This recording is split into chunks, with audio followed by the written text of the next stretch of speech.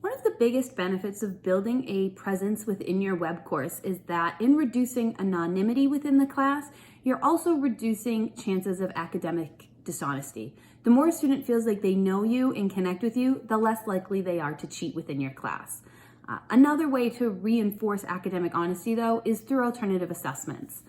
Remote classes have a lot of reading and a lot of writing, and that's not necessarily how all students demonstrate their knowledge.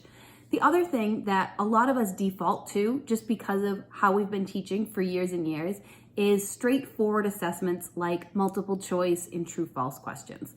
But offering alternative assessments to your classes reduces the risk of academic dishonesty because there's less to research, Google, or plagiarize. So as you consider building a presence in your course, consider how you would allow your students to express their knowledge in different ways outside of traditional and formalized tests and quizzes.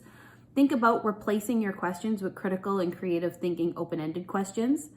Offer project-based learning opportunities to your students.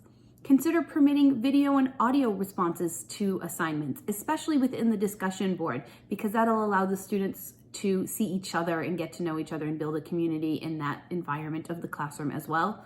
And then lastly, consider hosting open dialogue sessions for students. There's nothing that says you can't grade students based on their participation on a structured conversation. And so while each of these opportunities may, in the long run, create a little extra work for you on the grading side of things, you may find stronger results within your students and enhanced knowledge as they talk through their work in different ways.